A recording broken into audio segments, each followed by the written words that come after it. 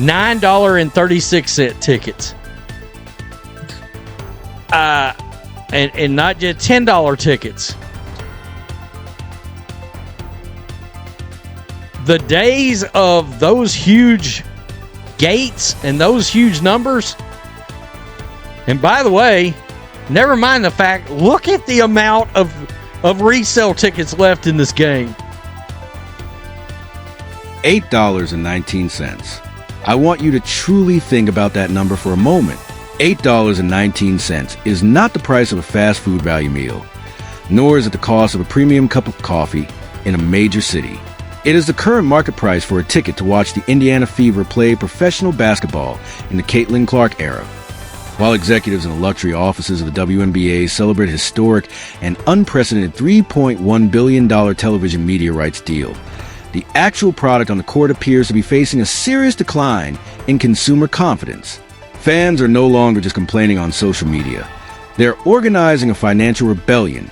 They are speaking with their wallets, abandoning arenas, and refusing to pay premium entertainment prices for a system they believe is suppressing one of the most electrifying players in the history of the sport. Welcome back to WNBA Pro. Today, we are not relying on exaggeration or hyperbole.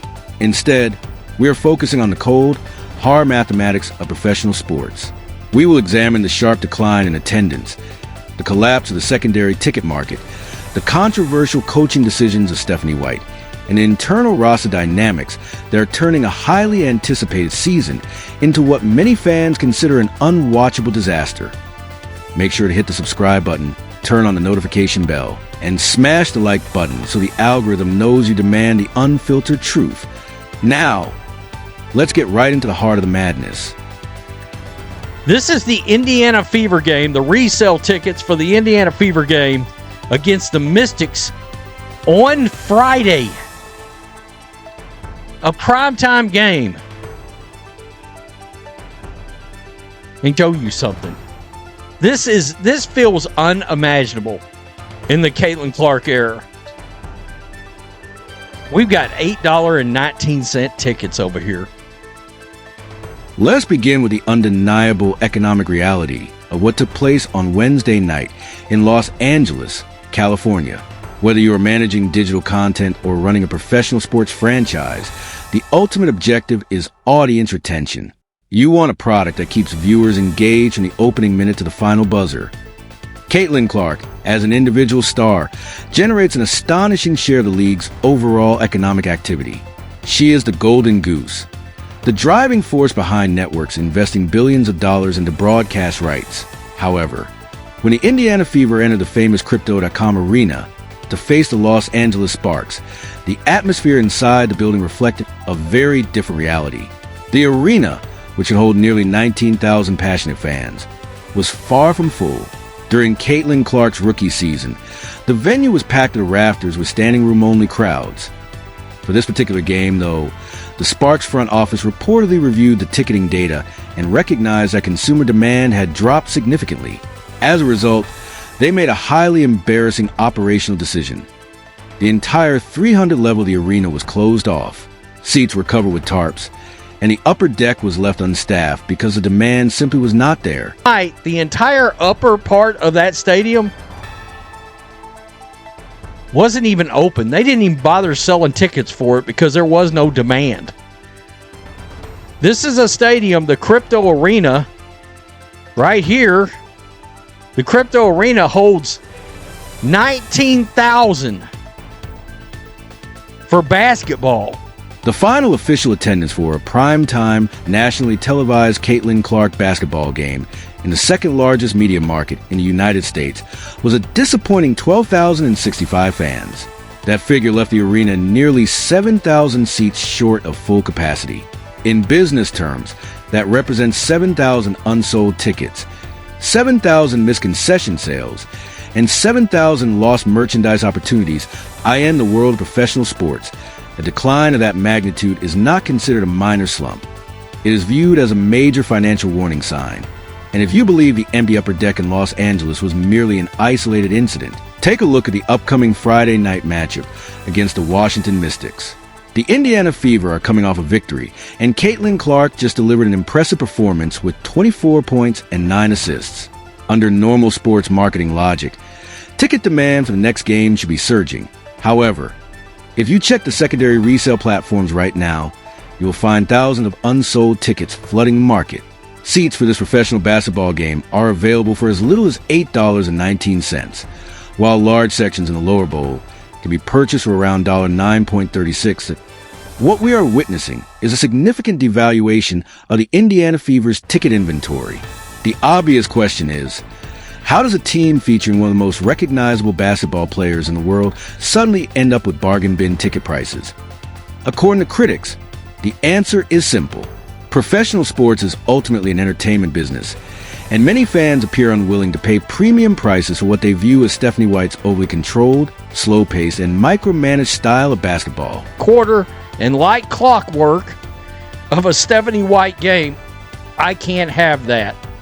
Let's stop it. Let's stop it. Oh, let's get that extra pass in. And where are the plays that are run specifically for CaitlinClark? There's still... The Indiana Fever fan base is not made up of casual viewers. These are passionate and highly informed basketball fans. And right now, many of them are extremely frustrated. After watching the game against Los Angeles, they believe they witnessed an offensive system that is limiting the full potential of their franchise point guard, in the first quarter. Fans were given a brief but exciting glimpse of what this team could truly become. The Fever were playing at a fast pace, pushing the ball in transition after nearly every defensive rebound. CaitlinClark was free to play her natural game, creative, aggressive, and dynamic. She was reading the floor quickly, moving the ball up the court with urgency, and attacking the Los Angeles defense before it had time to get organized. The result was exciting basketball. It was entertaining, fast-paced, and exactly the kind of product fans expect when paying premium ticket prices. However, once the second quarter began, the momentum completely shifted. The pace of the game slowed dramatically. Fast break opportunities disappeared as the team began walking the ball up the floor. The offense turned stagnant, relying on unnecessary extra passes, excessive perimeter dribbling, and very little attacking pressure toward the basket. Fans are now questioning the coaching approach, where the creative offensive sets designed specifically to get CaitlinClark open shots, where the elevator screens, staggered pin downs, or quick baseline out-of-bounds plays that could create clean catch-and-shoot opportunities. According to many observers, those actions are rarely being utilized. Instead, Clark is often forced to create offense entirely on her own, fighting through difficult defensive coverage for every point and every assist. Critics argue that the coaching staff is failing to build an offensive system that fully takes advantage of her unique talent, playmaking ability, and game-changing presence on the court.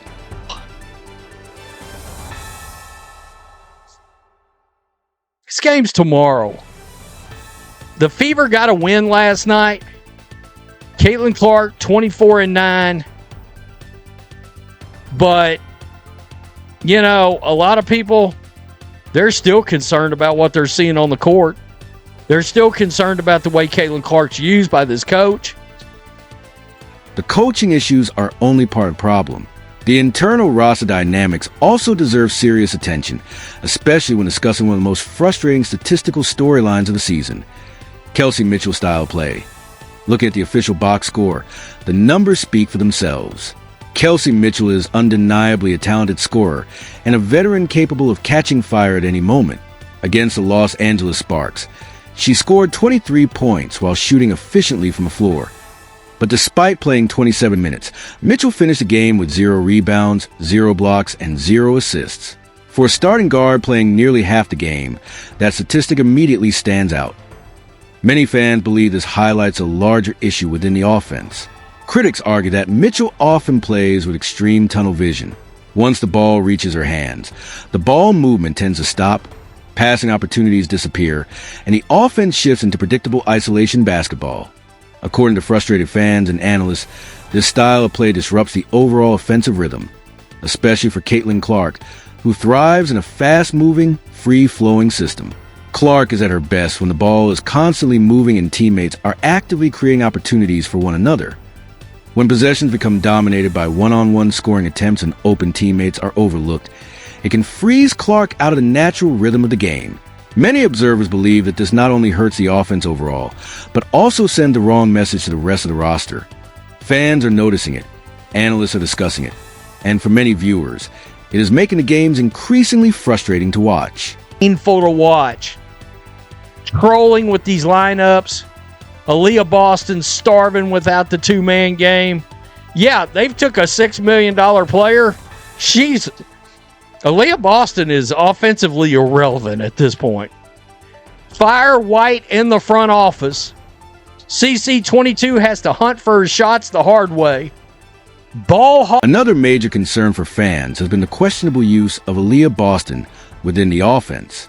The Indiana Fever front office recently committed to Boston with a contract extension reportedly worth around $6 million, positioning her as one of the franchise's long-term cornerstones in the paint. Boston is widely regarded as an elite screen setter and interior presence, while CaitlinClark is considered one of the most dangerous pick-and-roll ball handlers in basketball. On paper, that combination should form the foundation of the team's offensive identity. Many fans believe the Fever should be running pick-and-roll actions constantly to maximize the strengths of both players. Instead, critics argue that Boston is often being positioned too far from the basket, rather than consistently operating inside. She is frequently used around perimeter as a stationary high-post facilitator, setting soft screens and handing the ball off far from the rim. The results against the Los Angeles Sparks were frustrating for many viewers. That jarring. However, it is impossible to fully analyze the Indiana Fever's struggles without addressing the biggest concerns surrounding the team right now: CaitlinClark's physical condition and the noticeable decline in her three-point shooting. Statistically, Clark has struggled from long-range away fans have rarely seen throughout her basketball career. Against Los Angeles, she shot just 1 for 7 from beyond the arc. So far this season, many of her signature step-back and off-the-dribble three-pointers, shots that once defined her game, have not been falling consistently. Observers have also pointed out that her shooting mechanics appear different. Many of her shots look flatter than usual and seem to lack the explosive lift and power typically generated from her lower body. This has led to growing speculation about whether lingering physical issues may be affecting her performance. Some commentators have referenced a hard foul from last season involving Marina Mabrey, when Clark was knocked violently to the floor during a high-impact collision. Since then, discussions about hip flexor issues, groin discomfort, and recurring back problems have continued to follow her. While no official medical conclusions can be made without confirmation from the team or medical staff, many analysts believe that when an elite shooter suddenly struggles to generate power and consistency, the cause is often physical or mechanical rather than mental. Whether the issue stems from lingering physical wear, accumulated fatigue, or the enormous pressure of carrying the expectations of both the franchise and the league, there is little doubt that Clark has been dealing with significant challenges. Even with those struggles, however, she still managed to score 24 points and record 9 assists in the win over Los Angeles. She remained the driving force behind the Fever's offense and helped lead the team to a 9-point victory at the same time. Critics argue that the game reveals several deeper concerns. The Los Angeles Sparks mounted a strong comeback late in the fourth quarter, while Indiana's offense slowed dramatically. Turnovers increased, offensive rhythm disappeared, and the team struggled to maintain composure under pressure. Many fans believe the Fever escaped with a win rather than delivering a convincing performance. They argue that the victory was driven more by Clark's individual brilliance than by the effectiveness of the team's overall system. This has fueled ongoing criticism of Stephanie White's coaching approach. Some fans and analysts feel the current style of play is too restrictive and slows down the fast-paced, aggressive style that made CaitlinClark one of the most exciting players in basketball. According to those critics, the system is not fully maximizing her talent, creativity, or ability to control the tempo of the game. Critics argue that the current system is slowing the team down and taking away the exciting style of basketball that originally attracted so many fans. Instead of allowing the Fever to play fast, aggressive, transition-heavy basketball, the offense often turns into a slow and predictable half-court game that many viewers find frustrating to watch. And according to frustrated supporters, the evidence is visible everywhere. They point to the partially empty sections at Crypto.com Arena and the unusually cheap resale ticket prices for upcoming games against the Washington Mystics as signs that fan enthusiasm may be cooling. Many fans believe they are sending a message with their wallets. They do not want to pay premium prices to watch a roster filled with talent operate far below its full potential. Supporters are increasingly calling for major adjustments, whether that means changes to the offensive system, improved player accountability, or a coaching philosophy that better suits the strengths of the roster. A large portion of the fan base wants to see the Fever fully embrace a faster, high-scoring style centered around CaitlinClark and Aaliyah Boston's pick-and-roll chemistry. Others believe the team needs stronger ball movement, more creative offensive schemes, and a system that maximizes Clark's playmaking abilities at the same time. Questions surrounding Clark's physical condition continue to spark debate among fans and analysts. Some believe lingering physical issues could be contributing to her shooting struggles, while others argue it is simply a temporary slump that will improve over time. Regardless of where people stand, one thing is clear. Expectations around the Indiana Fever are enormous, and every performance is being closely analyzed by fans, media members, and basketball commentators across the country. What do you think? Are the low ticket prices a serious warning sign for the league's long-term future, or simply part of an early season slowdown? Is the current offensive system limiting the team's entertainment value? And do you believe CaitlinClark's shooting struggles are connected to lingering physical issues or simply a matter of rhythm and adjustment? Share your thoughts in the comments below.